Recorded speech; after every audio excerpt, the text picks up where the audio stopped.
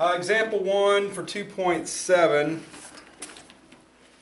says to find the regression equation for the data on the population of the state and the number of professional sports teams in that state. How many sports teams are predicted from North Carolina whose population is approximately 8.2 million, round to the nearest whole number. So here's what's going on. This is the population in millions representing the x-coordinate. The number of teams is the y-coordinate. So California has 17 professional sports teams. I'm assuming basketball, baseball, football, hockey. They might include soccer also. I don't know. At the time the book was written, I don't think soccer was that popular, so maybe they aren't included in soccer. But anyway, it's the number of professional sports teams, population of the state in millions, and so on. So what I want to do first is I want to enter all this data into my calculator. It says find the regression equation. I need to know what kind of regression equation I need. What regression basically is you look at a bunch of data and it fits some sort of a model. So if we plot the data on a scatter plot, and let's say the data does something like this, that looks somewhat linear. If it looks like this, that looks somewhat quadratic, right? And they could do, you know, there's linear regression, there's quadratic regression, there's logarithmic regression, there's exponential regression. But we're going to be focusing mainly on linear and quadratic in this class, but just know there's other types of regression out there. So those are the choice you have to make. Is it a straight line? Is it a curve? If it's a straight line, linear, curve, quadratic. So if I go to my calculator, the place I'm going to go on my calculator is going to be the stat button, which is right here. Hit stat, your choices are edit, calc, test. And the place you want to go first is you want to edit your data, so you go here. Okay. Notice it's empty. All right. If it's not empty, you can get some long lists, and it's going to happen in the homework assignment. You're going to get some long lists of numbers. You can delete each number individually. Just keep hitting delete. The easier way to go back to it, if I go back to my stat menu, you see it says clear list there. So let's just say I put some information in there. It doesn't even matter what I put in there. Let's say I've got 3, 6, 5, 2, whatever. All right, so I got some stuff on my list, and I don't want that stuff there. All right. If I go here to choose 4, clear list, the first two lists are L1 and L2, and right above 1 you see in blue L1. I don't know what the color is on yours, but if I hit second and L1, clear list L1, and if I go back now, L1 is cleared out. Do clear list L1, clear list L2, and they're going to be cleared out, and then you're ready to go to the next problem. That's what I would do every time. So I'm going to enter all my X data first, and the one thing you want to make sure of is you type everything in right. So what I do personally is I verify the number before I enter. So 34.5, 34.5, enter, and so on and so forth. So I'm doing that verification mentally each time. I don't put point zeros because it rounds anyway, or it just drops it anyway, so I just put 19, 1.3, 12.3, 12.5, 10, 4.4, 8.5, and 5.4. You can see all together, this is L111. The last one I put in was L110. That little number in parentheses is the number of items on the list, so we should have 10 items in the X column. That means I should have 10 items in the Y column. If they don't match, that's a problem. You skipped one, so be careful. Once you've entered the entire X column, I'm going to push to the right to get over to the Y column. Then I'm going to enter all that data in the same way. So 17, again, verifying mentally those numbers as I type them in to make sure I don't miss anything.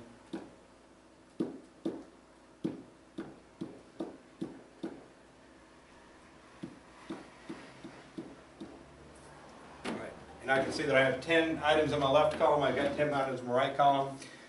1, 2, 3, 4, 5, 6, 7, 8, 9, 10 items in the chart, so that means I've probably got everything in there correctly. And again, I did a mental verification before I enter each one, make sure I put them all in right. So what I want to do first is I want to do a scatter plot. And the way we do a scatter plot is real simple. I'm going to go to my window first, and I want to set the window so that I can see this information. Looking at the populations, they range from 5.4 to 34.5, smallest, biggest, right? So, and, oh sorry, 4.4 is the smallest, 34.5 is the biggest. Good job, PJ. So, I want to make sure that all those numbers show up. That's my X's, right? So I want my X min less than 4.4, my X max bigger than 34.5. I'm going to go from 0 to 40.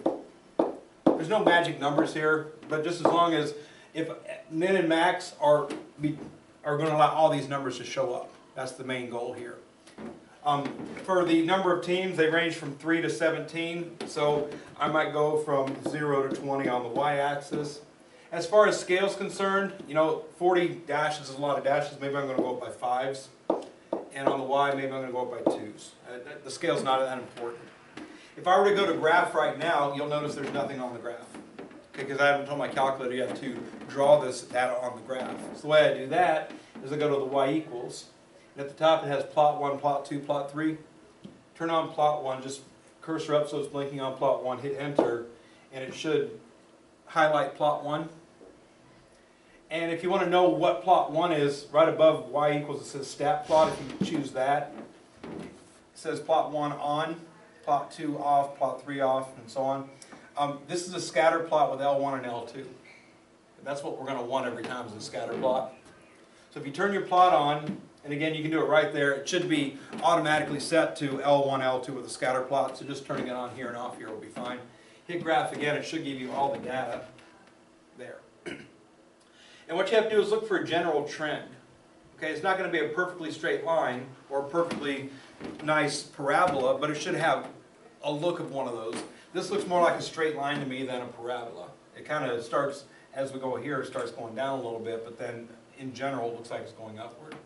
We did these back in Algebra 2 where we estimated the line based on data. We drew the line on ourselves, and I said when we get to this class we'd come up with the best answer. The calculator is going to find us the best answer. Okay.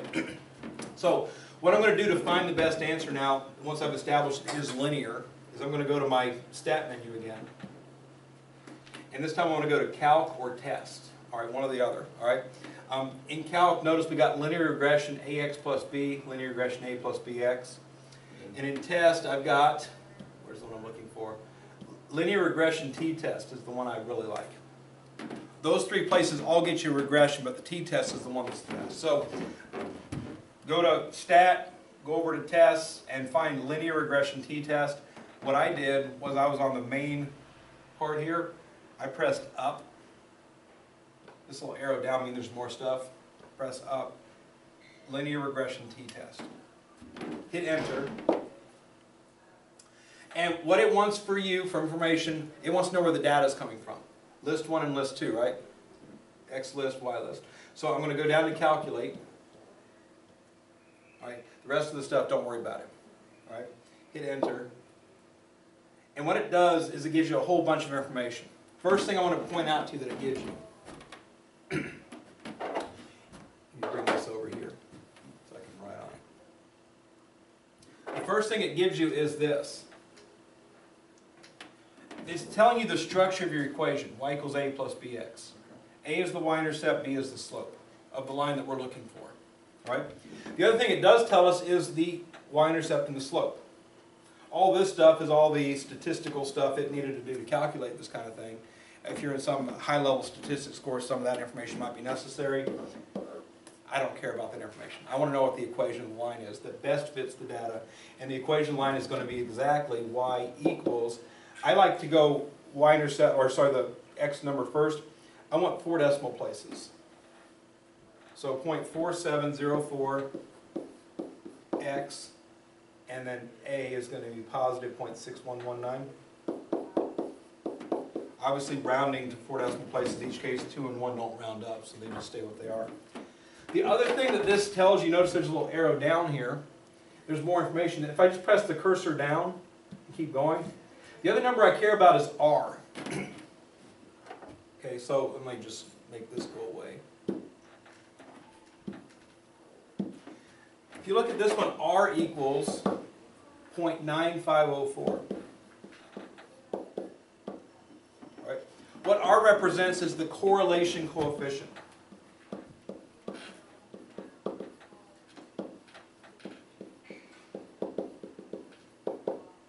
What the correlation coefficient tells me is how close I was to having a perfectly straight line. Anything that equals 1 is a perfectly straight line. Anything less than that is less than a perfectly straight line. There's some error in my data. So the straight line that's drawn compared to the data that's there, the data's off the line a little bit. Okay? Looking at it as a percentage, 95% basically correlation between what we got as an answer and the data that was there. Okay, 1 is 100%.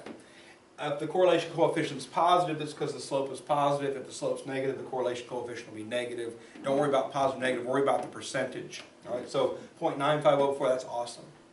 Basically, anything 90% and above is pretty good. When you start getting below 90%, maybe you chose the wrong kind of regression. Maybe quadratic regression is a better fit. All right. If I go back to my y equals at this point, so my answer is this for the regression equation. If I type my regression equation in, 0.4704x plus 0.6119, hit graph, I still got my plot turned on, you should have a line that fits the data pretty well. It doesn't have to hit specific data points to fit it well. Some data points will be off the line, but it should be the general trend of the data. All right? And just for the sake of argument, if you take a look at this, if I go back to my calculate, you see quadratic regression here, number 5. X list L1, Y list L2. Calculate. It shows you the structure of a quadratic equation, and it tells you what A, B, and C need to equal to make a quadratic equation. All right? If I were to do that quadratic equation here, y equals, notice it's 8.3176 e negative 4, that's actually 0.0008. And a is going with x squared, plus bx, which is 0.4390, and then c is 0.8328, so plus c, 0.8328. Quadratic regression gives me a quadratic equation. Tells me the a, b, and c values for that quadratic equation. If I were to plot that also, 0.0008x squared plus 0.4390x plus 0.8328.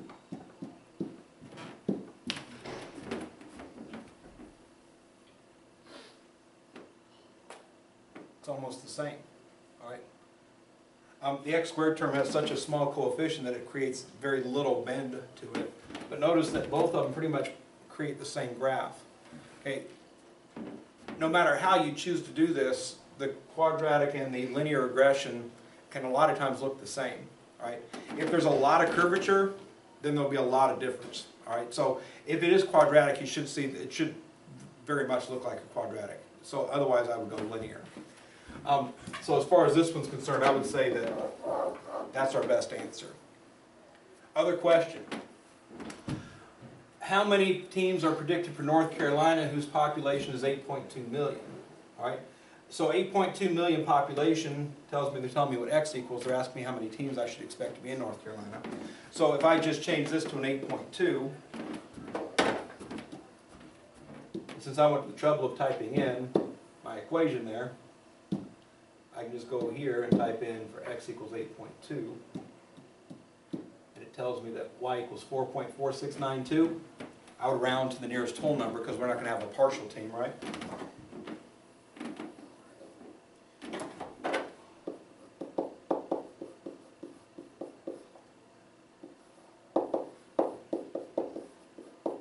Notice it's 8.2 million, but this population in millions, so 34.5 million.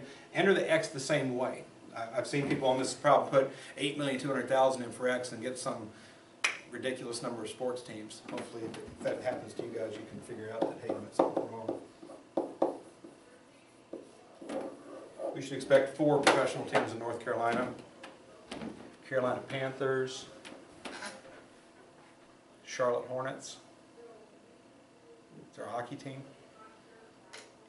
Is there a hockey team? No, it's Hurricanes? Hurricanes hockey team. There's 3. Is it Charlotte Bobcats now instead of Hornets? Yeah, it's Bobcats, okay. Maybe there's another one, I don't know. But anyway, this is not foolproof, but that's what the equation predicts. And that's the whole idea of what regression is, that you look at a bunch of data, you see what kind of model fits the data to establish an equation, use the equation to predict other stuff. That's the idea.